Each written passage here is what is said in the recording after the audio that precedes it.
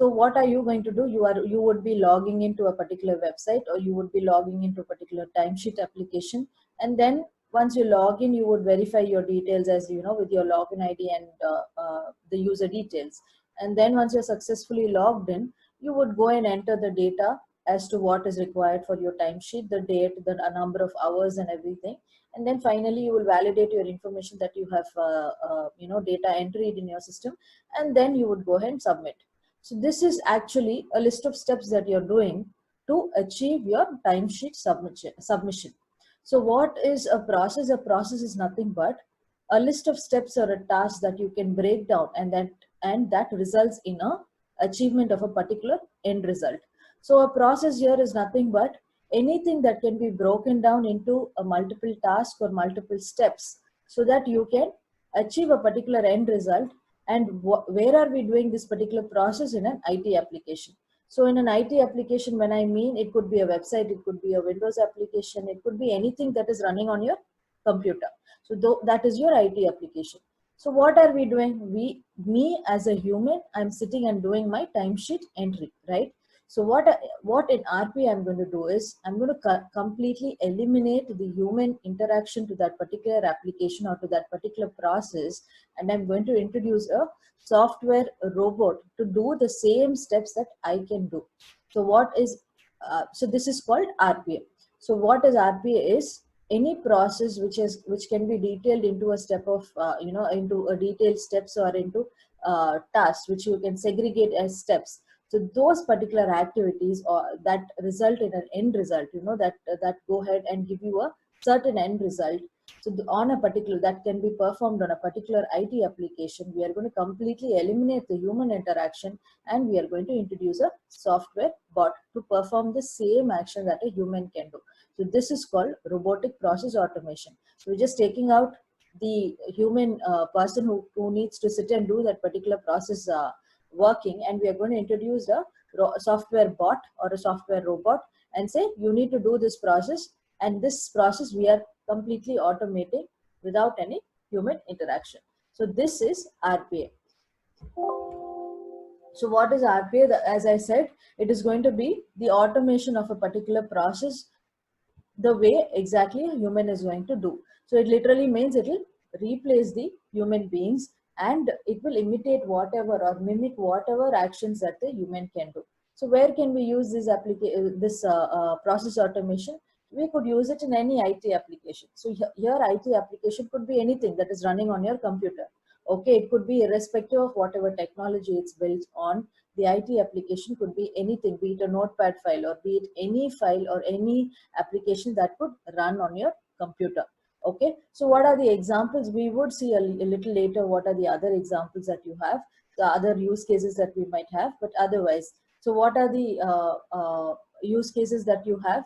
You might be using it for logging into applications, for any data entry, for doing some data manipulation activities, or you want to do some processing of the particular data.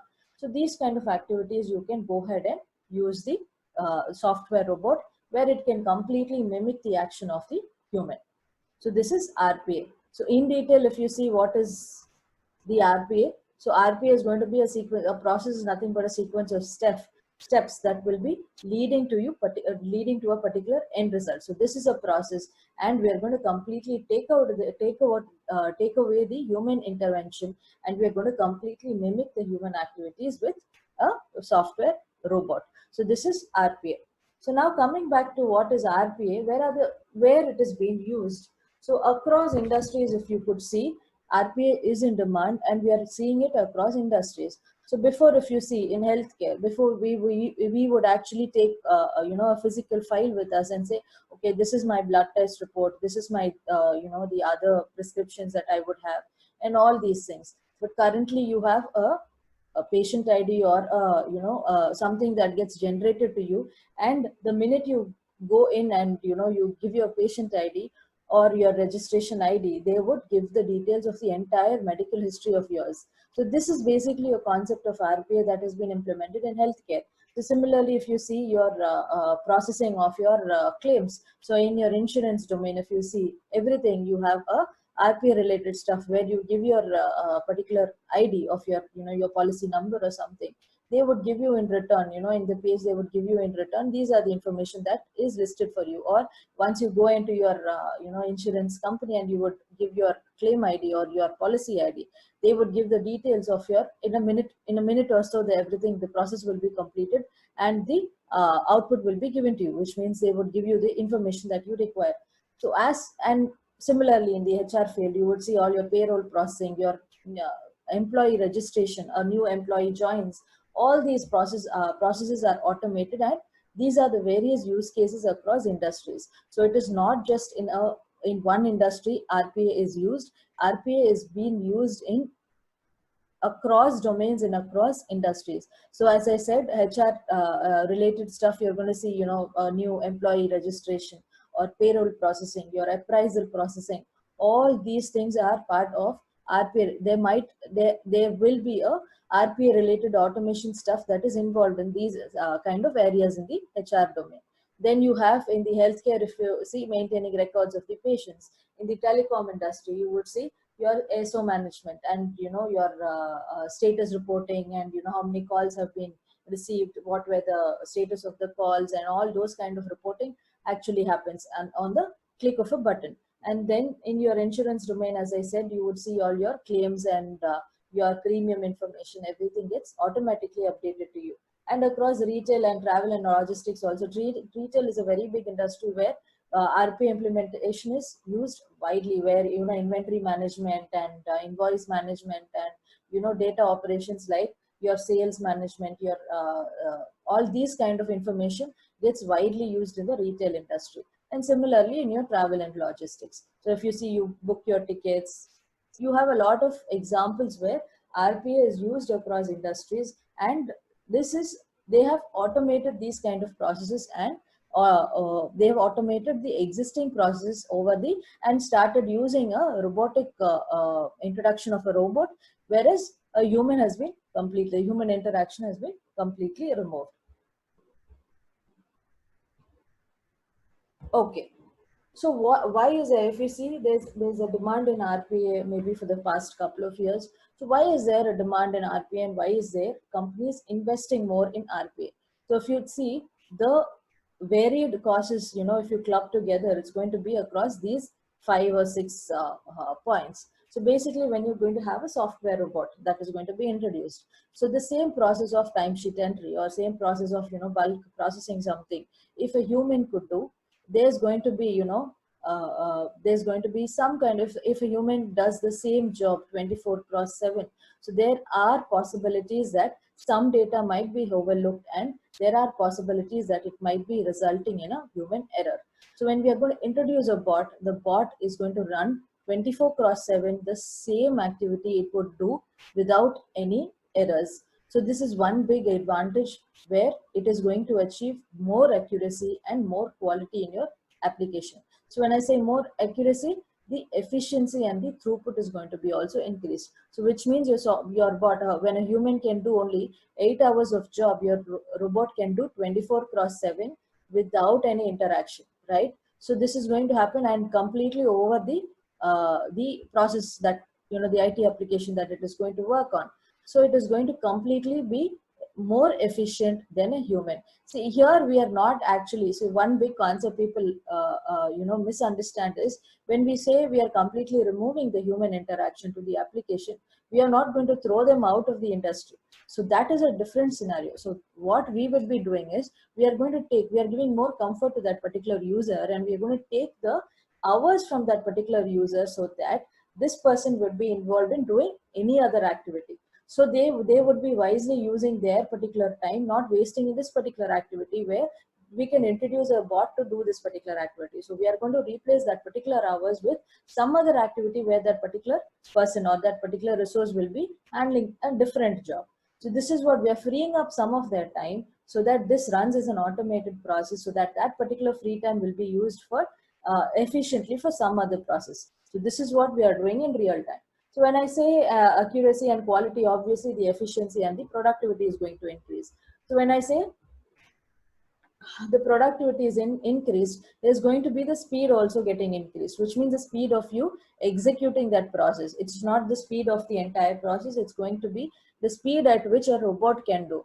When a human can, when we are going to copy a file, when we are going to place a file in a different folder, it's going to take a number of clicks, right? So there might be a delay as per how much slow I move, there is going to be a delay there, right? So it also depends on the human who is doing the process. The speed also depends on the human who is doing the process.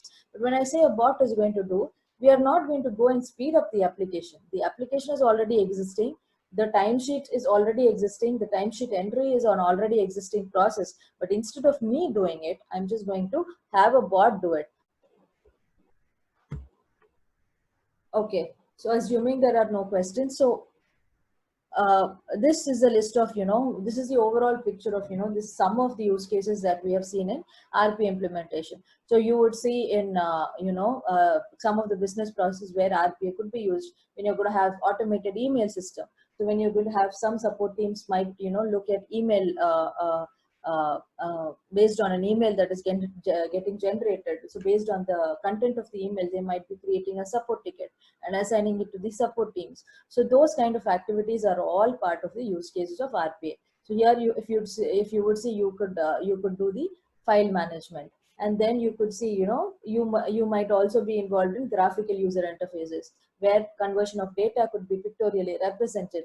And you have ERP transactions where you could connect to the SAP systems or other ERP systems to see, to have the transactions between these systems. And then we have reporting. So any periodic reporting that, that is a manual process that's been followed, this could be automated. And then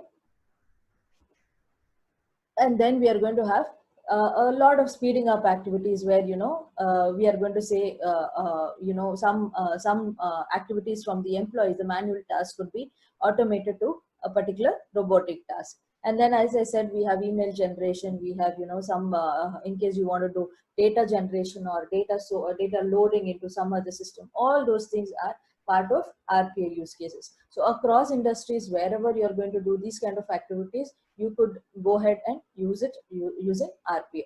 Okay, so in addition to those information, we have a couple of other real-time implementations that work on RPA. So we are going to have, vendor, any retail business or any kind of business, you're going to have vendor, customer, and employee onboarding. So whenever, a new vendor comes in or a new employee comes in, okay, so you're going to have the processing of those particular details using RPA. So similarly, payroll processing, and when I say inventory processing, you're going to have order processing. So these kind of other stuffs are also in RPA, are also implemented in RPA. Okay, so one point that I want to say is, say, for you guys to understand what is RPA in a better way. So I would say, if you have, you had the moment you turn on a switch for a fan, the fan runs. So this is a kind of an automation that people did before. They were using a basically they were using a hand fan, right? Now you have a remote control fan. Now if you see, the fan does the same job. Even if you switch on the button, it is going to do the same thing. Even while you use a remote control, it is going to do the same thing. It will run on the same speed. But what is the difference between switching on a switch for a fan and having a remote control? It is just the comfort that we are giving it to the customer. So RPA is nothing but the comfort that we can give to the customer. So there is a process which is already happening. So the fan is already running with the switch. But what better can we do? How fast we can do? Instead of walking up to the switch and you manually switching on the button of the switch, you are going to have a remote control in your hand, and you could easily, from the position that you could easily switch it on. So this is what we do. So we have a process that is actually happening, and we are going to take that same process and we are going to give more comfort to the particular user and say we will implement it in RPA, which is little more faster and little more reliable and cost efficient. So this is what we do in the RPA. So, as I said, there are two types of automation that is involved. So we have programming automation and we have something called a robotic process automation. So what is a programming automation? Say suppose you have a IT application, which is your timesheet website, or any book my show website or something. So these websites are basically built on a particular programming language, right? So most of the case, your websites might be built on a .NET application, as a .NET application. So there could be a feasibility that you can go ahead and do the same process automation using the .NET language as well. Okay, so if you have an application using built on Java, or if you have an application that is built on .NET or Python, you could go and do the same process automation, or you could go and do the same automation using the same language or the same programming language that is used to build that particular IT application. So this is completely feasible. Okay, people might tend to say, okay, if you're going to implement a process, I mean, if you're going to have a RPA related process for a particular application, you wouldn't do a programming automation. But that's not the case. Programming automation is possible in any IT application that you have. If you have the application built on .NET, you could go and achieve the same automation using .NET. Okay, but what is the advantage of RPA using over programming automation? So consider I'm doing a development on a particular .NET application. So I'm a .NET developer. I do that automation process. I can achieve that automation process using .NET as well. So I go build that. So now it is going to have the same project life cycle that it would have. So you would have the the design phase, the development phase, and then you would have the testing, and everything would follow. So after the development and after the entire process is completed, the automation using programming is completed, what would the company do to that particular .NET developer? The company will need to find another project or place it on, or if there are no projects, this particular person needs to be placed on bench. So what happens? The cost to the company is, yeah. So what I was saying was, when I say for the programming automation, so when the programmer completes, the .NET developer completes that particular automation, the company has to find him another project in the same .NET background, right? So if there are no .NET projects, what will the what will the developer do? He would be placed on bench, and the cost to the company is going to be increased. So this is going to be more, as I said, the cost to the company is going to be increased. So what happens when I say RPA automation we are going to do? So the same programming, the same automation that we could achieve in the programming automation, we could use it using RPA. Okay. So who will be the person who will be involved in doing the automation? There would be an RPA developer. So what will be the RPA developer's background? So he would not be worried about whether that particular IT application is built on a .NET concept, or using Java, or using Python, or using Angular, or whatever. That RPA developer is never bothered about what technology the IT application is built on. I would be, as an RPA developer, is only bothered about the process. Can I achieve this particular process of, the end result? Can I achieve it using breaking down the steps? If I'm able to break down the steps, then I would be able to do the same process using RPA, or I would be able to do the same automation using RPA. So this is what is the advantage of using RPA versus programming automation. So what happens? So the moment your process automation gets completed, your RPA automation gets completed for the same .NET project, you are not bothered about whether the ID application is built on .NET or any programming language. The company would still go and place you in another project where that ID application could be totally irrelevant to what programming language that it has been built on to you. So if it is built on Java or something, you could go ahead and use that particular just no, you're not bothered about the programming language, and you're just going to go ahead and implement your process automation without having the knowledge of programming the language that it is built on. So here what we are bothered is, the RPA developer is never bothered about the programming language that the application is built on. We are only worried about the process. If you can detail the process, then we could convert these processes into an RPA related automation. Thereby, if my project is over, my company would find another project which is, irrespective of whatever technology it's been built on. I could still go ahead and use my particular RPA development skill, and I could go and do a process automation, whereby the cost to the company is going to be very less when they invest in an RPA developer. So that is why there is a demand, increased demand in the RPA, the RPA tool of or the RPA developers. Okay, so this is what is the advantage. It is not that a programming automation cannot be done. There are chances that many of the projects can go into programming automation. But what is more advantages, it is going to be RPA, and that's why companies going to RPA related tools, they do a one-time investment on the tools, and they do a one-time investment on the investment on the RPA developers, where these RPA developers can be working on any IT application irrespective of the programming language. So it is with completely zero programming language that the RPA developer could work on a tool and achieve a process automation. Whereas in a programming language automation, if it is a .NET project, then I need to hire a .NET developer. If it is a Java related project, then I need to hire a Java related developer, right? So that is the biggest advantage that we see, and that's why there's the higher demand as well. So when I come into the RPA stuff, so when I'm going to say I'm doing the RPA automation, so I have two types of automation that I could do.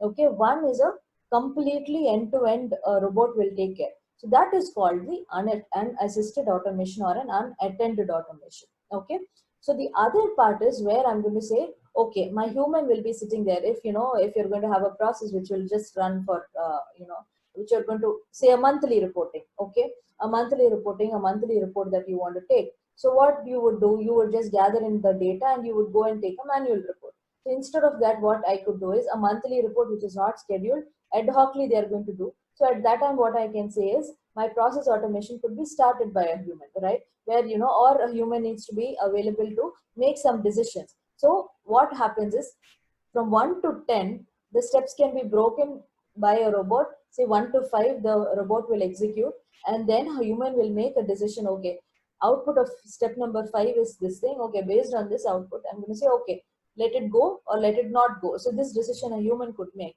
and then he would continue with the process automation from step 6 to steps 10 using the same robot. So this could also be possible.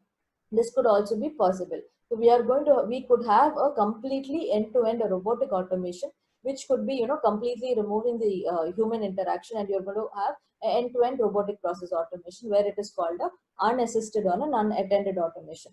And the next thing is kind of where you're going to have, partly a human could be involved as well. So a robot will be executing certain set of processes, and where, sometimes human might be required to make some decisions. So rule-based decisions that human might be involved. So those particular time, we are going to break the automation into a robotic process automation, as well as we are going to have some human involved for certain set of activities. So these kind of automations we are going to call assisted or attended automation. Okay, when you're going to have a human involved for some assistance that is required for the robot. Either you need to start a particular robot, or you need to see the output of a particular Excel file, a report that is getting generated. So based on the report that you have, runtime that you have in real time, so whatever is the report that you have, based on that you need to take some decision and then execute the next set of steps. So those kind of activities we call it as assisted or attended automation. So this is the difference. So where are we going to be using this particular automation techniques? When I say attended automation, when you have a bigger process, when you have certain projects where it is really complex, where you want to break down the entire process into submodules. So when you break down the submodules, you can go and verify. A human can still go and verify the input and output between the submodules. So what is going into each module, you could go and verify. So this makes the process a little more easier and more reliable. So you could go and achieve that also. So these kind of processes will be available as an attended automation. So when I say some processes where it will be running, process like when you're going to see you're receiving a file from any ERP system, okay, and you're going to process something if the file received, and you do not know when the file will be received, okay, but when the file receives, you need to do some processing. So what you can do, you cannot hire a human sitting there and doing that particular, looking at that particular folder 24/7, right? So here what we could do is we could just deploy a bot, and we could say, okay, you need to look at this particular folder, and the moment the file comes, you need to do these kind of processing. Okay, so again, when I said the differences, there are certain pros and cons to everything, right? So what are the drawbacks of using an assisted or a unassisted automation? So when I say for an attended automation, what is the drawback? It's going to be, so basically, if you're going to, you have a complex project and you're going to have, breaking up into submodules. So when I say relying it on human, the decision is going to be from module 1 to go to module 2. Once a module 1 is completed, the human will be making the decision whether the module 2 need to be implemented or not. So there could be, if a person on leave, if that particular person is on leave on that particular day, so it is going to be slowing down. So it could not be completed as an entire end-to-end process. So similarly, if you're going to have a desktop environment that you have, so based on the speed of that particular application, your automation also will be slow, right? If your server is slow, obviously the server which is hosting your application is slow. So obviously, when you're using the same application, it's going to be slow as well for your process automation. These kind of drawbacks are going to be there, but this is something that we know that these kind of drawbacks are going to be there when we are going to implement the assisted automation. Okay, and what is the one big drawback of unattended automation? We are going to say suppose you are doing this particular end-to-end automation. What happens if there is a data that is not, say suppose we were talking about the example of the file not received. Okay, the file that the robot will be monitoring a particular file location, and if a physical file gets received, it is going to do the process. So if you say the file is not at all getting not at all available for 2 days or for 3 days, what should the robot do? You have to teach the bot. If it is not, if a human is there, he would say, okay, the file did not come for the past 2 days, so I need to report it to the corresponding team. So these kind of information you need to teach the robot. So these kind of information that say these kind of rules, I would say. So you need to teach the bot to say, okay, if you don't get the file for 2 days, for more than 2 days, you need to report it to this particular team, which means the reporting will happen. It might trigger an email, or it might trigger a text message, or it might trigger a automated physical file which would say error received. So these kind of activities you need to say to the robot, or you need to teach the robot. So if a human can do certain things, you need to make sure, because responsively your brain will be more responsive when you're doing something. So suppose if you're logging into a particular website, say Amazon website, you're logging in.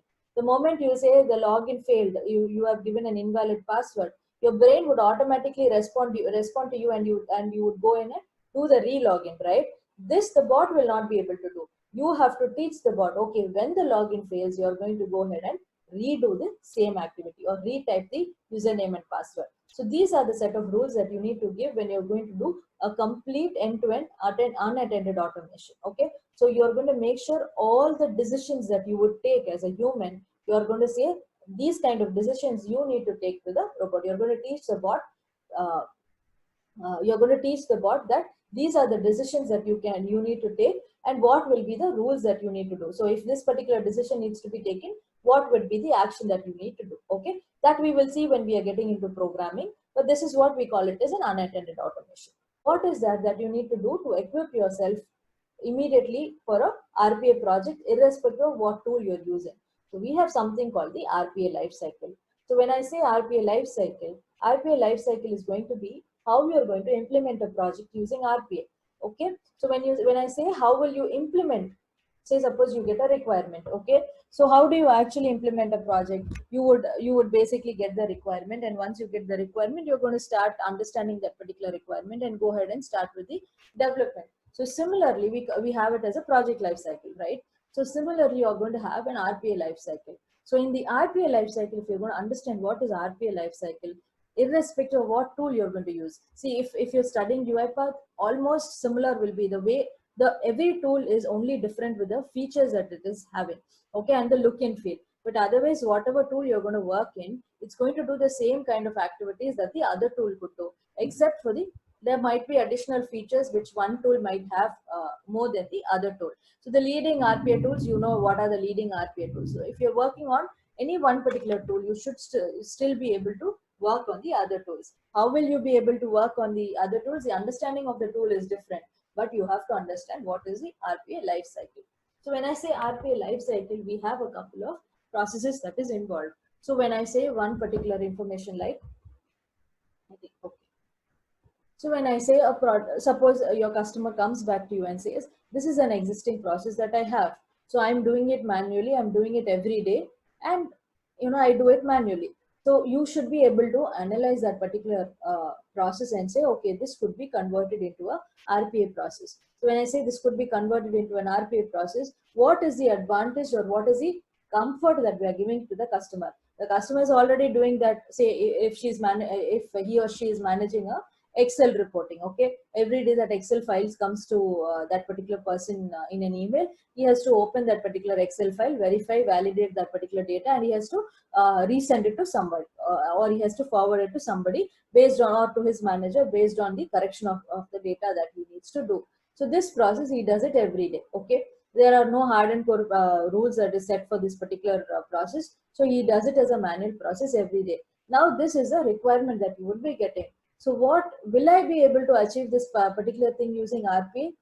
You would be doing the requirement analysis. So this is your requirement, and you would start doing your requirement analysis. So in the analysis, you're going to see, okay, can I convert this particular process into an RPA automation process? So robotic process automation, can I do this as a process automation using robots? If I'm able to do, I would go ahead and proceed this particular stuff.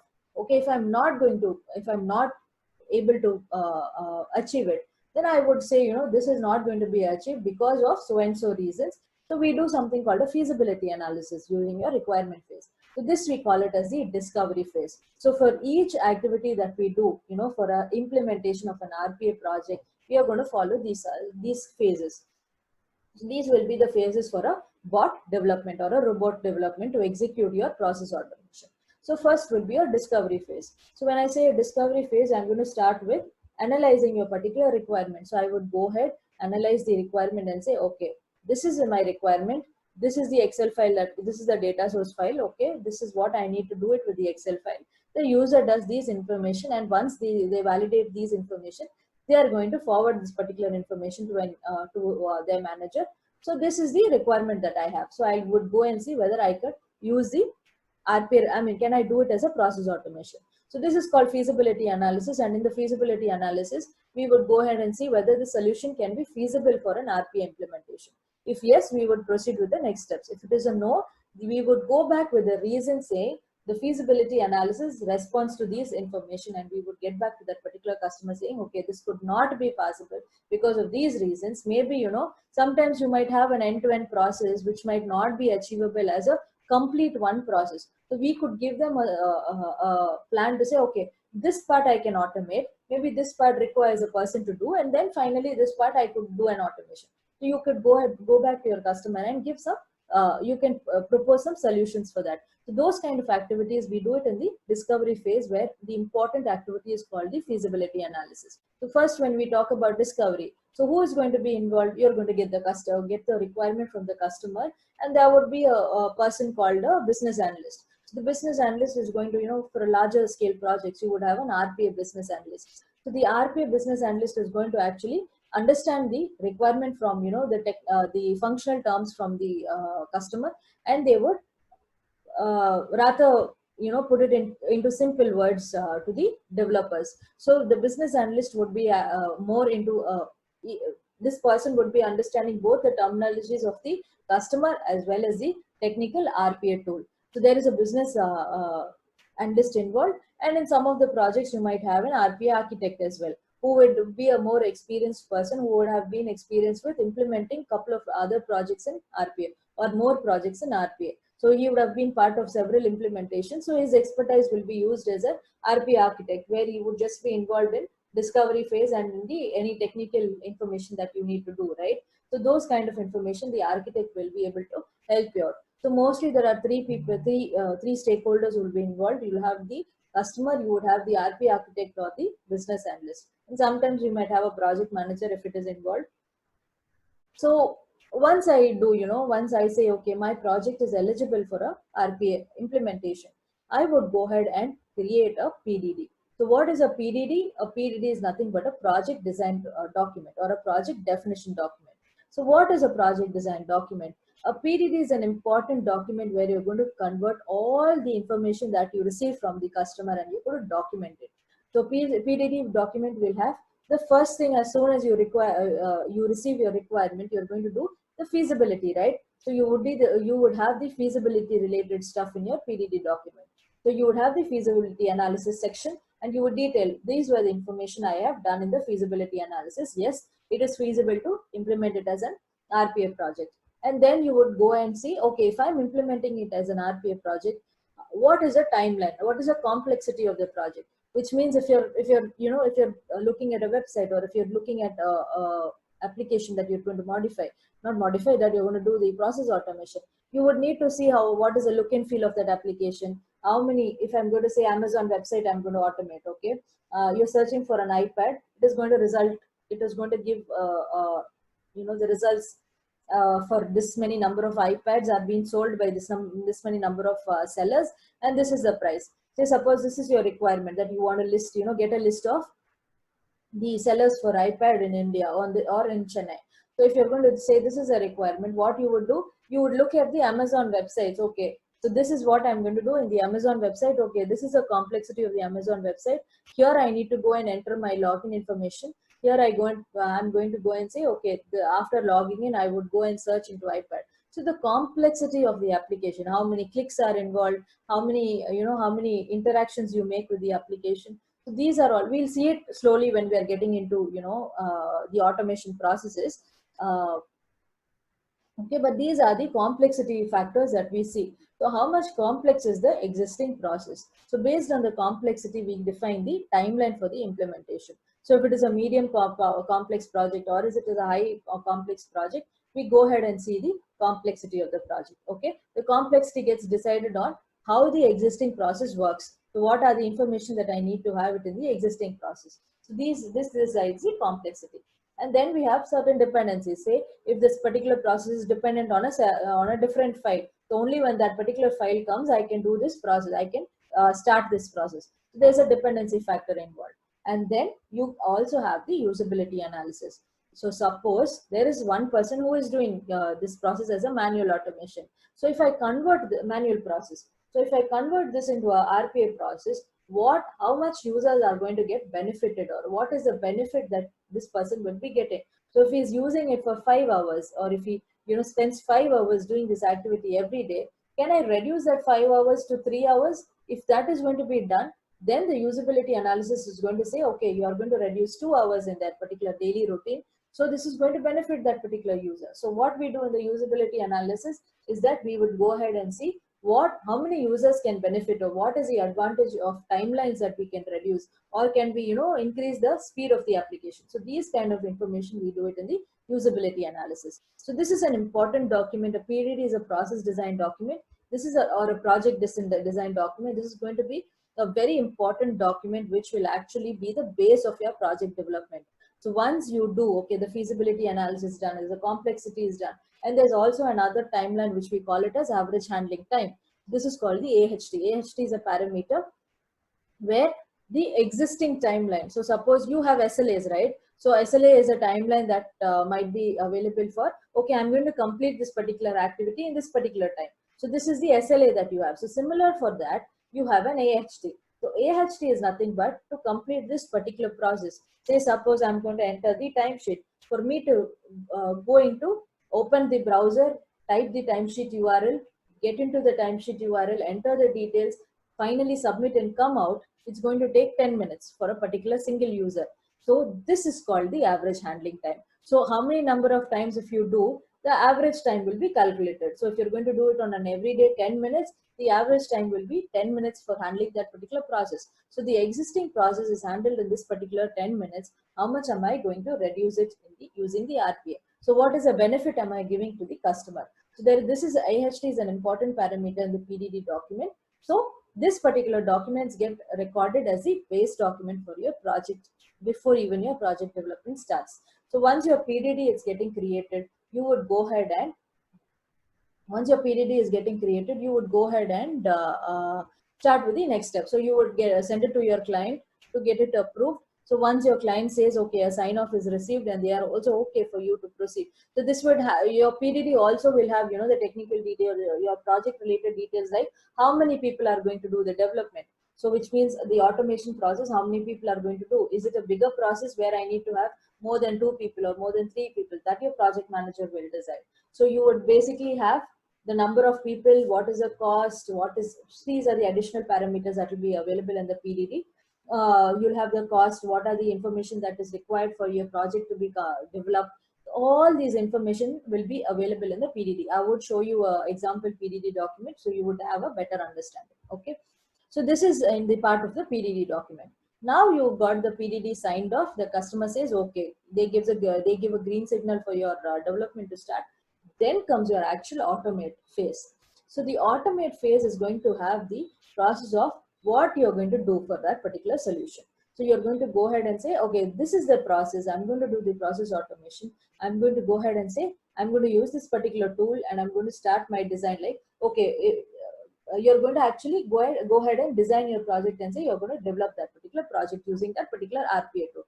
So who will be the people who will be involved? The RPA, no more the business analyst will be there. There will be the RPA architect or your technical lead will be there and your developers. So they would go ahead and start with the project, the actual development.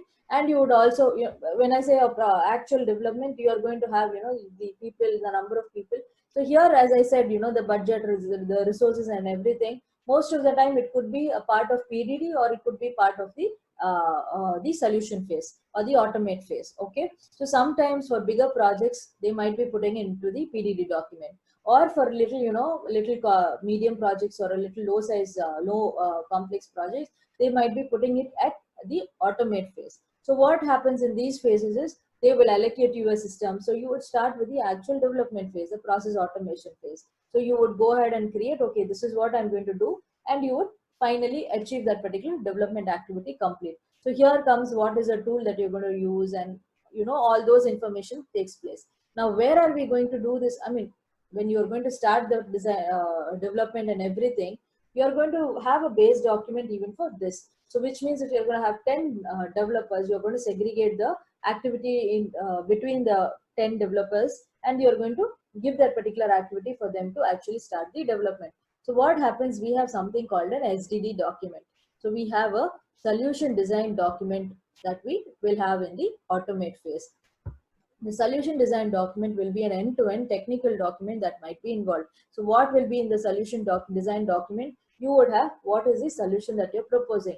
So which means the process is like a two-line process, which you said you're going to automate a timesheet application, right? Now you're going to convert this particular process in your PDD as what if the login fails. If the login fails, so in your timesheet, if you're going to, you have a process automation where the first step is logging in, the second step is data entry, where you're going to go and enter the timesheet information, and your third step is going to be, okay, I have entered the information, I'm going to go ahead and validate the information. Have I entered the right information? Yes. If I've entered the right information, I would go and submit. So this is what I would do when I say timesheet submission, right? So when I'm going to say I'm going to automate this process using an RPA, I would rather go in and say at step 1, when the login fails, what would I, as a human, my brain would say, go and do the re-login, right? So I need to detail that particular step to the robot and say the robot, okay, when the login fails, you need to go and re-login. So this will be step 1A. So this is the solution design that you're doing. So you're breaking down the larger steps into a more detailed steps and more detail any decisions that you need to take or anytime. So what would, if you're logging into an internet explorer or into a website, what if the browser crashes suddenly? You need to redo the same step, right? So these are the steps that you would be saying, okay, you're breaking down and you're enlarging your number of steps into more detailed steps. So this is what you would do in your solution design document. Okay, now you're going to go ahead and say, you start with your solution design and you say, okay, at login, if the login fails, I'm going to re-login. If something else happens, I'm going to do the alternate step. So these are the information that you would detail in your solution design document, and then you would start with your actual development, where what is your actual tool that you're going to use. And we have something called the object model. Object model is not, or a project, we call it as a process object model or a project object model. A project object model is nothing but a kind of a flow chart that you have. So suppose if you're going to have, login, and then login is your first step, and then you're going to do, after logging in, you're going to enter your timesheet information. So that will be step 2. I place it as a data entry step, and then you're going to do validation of the data. I'm going to verify whatever I have entered is right, and then you're going to finally submit and exit out of the application, right? So I can put it as 4 boxes, and I will say, okay, from this box, I'm going to go to this box. From this box, so what am I going to do? I'm going to typically create a flow chart. So what most of the RPA project or RPA tools will be making your, actual English statement to a flow chart. So we are going to see how a flow chart is actually designed and how are we going to execute it using an RPA tool. So this is what we would do in the RPA tool. So what happens in your, so this flow chart, the bigger level of flow chart will be reduced to a smaller level, and we would, put it as a object model. I will show you the example of an object model as well. So we would put it as an object model, and we would show it to the user, saying that, okay, this is the kind of activity that we are going to do. Maybe you can verify or validate with the user, okay, after this particular activity I'm going to do this. So you're breaking down the simple English statements into a detailed steps, so that your customer also understands what are the decisions your robot will make on certain scenarios. So this is what we do it in the object process model. I'm not sure if I have the process model. Okay, I don't think I have the process. I'll show you the example what we do. Okay, and then you actually start your development. So as you start your development, what happens is anything as a part of the development that you're going to do will be tracked in your SDD document. So your SDD document is going to be a base document which is going to be active from the automate phase to the last phase. Okay, because your PDD document was once closed at the discovery. So you started and you closed that particular activity in the discovery phase itself. But your SDD document, you're going to have it as a base document from the automate phase to the last phase. So whatever changes you're going to do it in your project is going to be tracked in your SDD phase. So what are we doing? We are making sure everything that you're doing is tracked in this particular document, and finally you would be sending it back to the customer as a reference document to say, this is what I did in your project.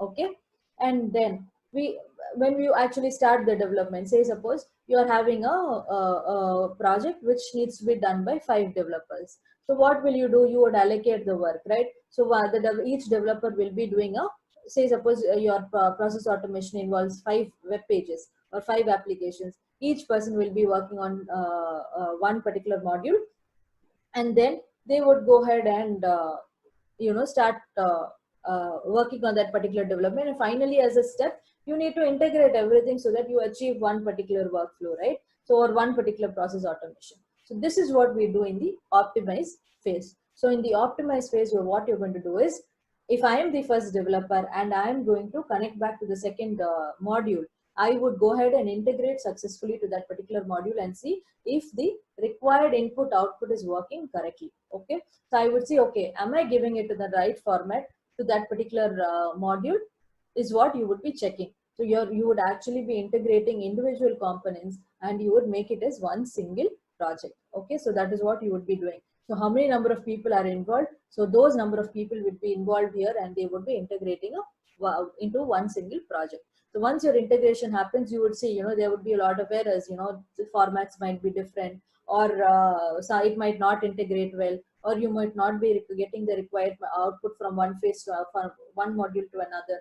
These kind of activities will happen. So again, the developer will go and refix everything. They'll work together, and they will be coordinating with each other. And finally, you will have a integrated one single project. So once you have the one single project achieved, your developer will start with the RPA developer will start with the unit testing. So did I actually do all the requirement as based on the what is the expectation? So the unit testing will be done, any issues will be fixed here, and then the quality people will start with the test cases. Okay, so when I say all these steps are going to be involved with the optimize phase. So now once once you're integrated and you have a solution available, okay, now you're going to go ahead and do the user acceptance testing, which means you're going to do the integrated application, one single application testing. So you would go ahead and see whether the application works in line with the requirement you have received. So am I doing the process automation correctly? So did I deviate from any of the existing process steps that that is already available? So I would have the quality people involved. So this we do it in the monitor phase. So you would have the UAT. UAT is nothing but the user acceptance testing. You would go ahead and do that particular UAT testing. You would capture all your, in case there are issues, in case somebody needs to be fixing that issue, we capture them in a defect management, as a part of defect management. And the normal stuff happens. So once everything gets tracked, and then you would go ahead and refix all the applications, right? So refix all the issues. So those kind of refixing and everything happens here. So which means you're optimizing your overall solution, and you're building it as a better solution as the actual requirement. So you go ahead and monitor and everything else. You go ahead and test your test cases and everything in the UAT environment, and then you would go ahead and see, okay, these were the number of defects that I have reported. This has been fixed, and this is the timeline that I have achieved. So if the customer is able to do this particular as a manual process in 10 minutes, I was able to successfully use it using RPA automation in 8 minutes. So this is where we actually go and capture all the information with related to the metrics. So how much was the effort that you have put in your defect management, and all those things will be tracked. And then finally, once your metrics and all your reporting and your, everybody is fine, and your UAT also gets signed off in your measuring state, your project is now going to be deployed on a production environment. Okay. So we usually have couple of environments, you might be knowing. In case you don't know, we have a set of activities. When you're doing a development project, you would be having, your different environments that would be your project would be implemented in. So basically you would have your development environment, where the actual developer will be going and developing your particular application or your process automation. And then you might have a UAT environment, where the integrated application or your developed application will be tested.